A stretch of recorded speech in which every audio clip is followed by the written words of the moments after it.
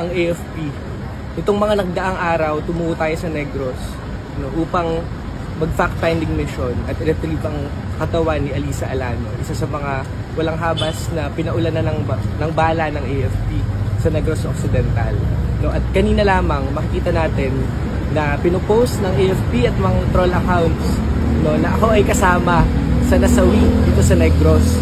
Pinabubulaanan natin yan at pinatutunayan yan na sinungaling, utak pulbura, walang ibang ginawa kundi pumatay ang AFP.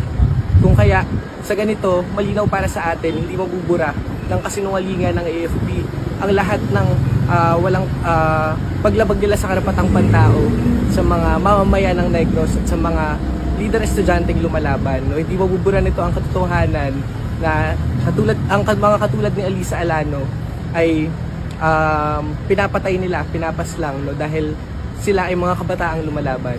Ngunit ang malinaw para sa atin ay hindi tayo matatakot sa lahat ng panlilinlang, sa lahat ng panloloko, sa psychological war na ginagawa ng AFP, sa lahat ng mga organisador, sa lahat ng mga leader kabataan.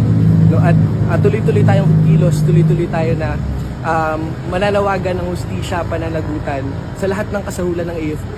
At malinaw, ang panawagan natin sa mga scholar ng bayan ay huwag nating hayaang balahurain ng AFP ang ating paninindigan. Naniniwala tayo na ang ginagawa nating pakipamuhay sa mga magsasaka, sa mga batayang sektor, sa pagsusulong natin ng kanilang mga karapatan ay makatarungan.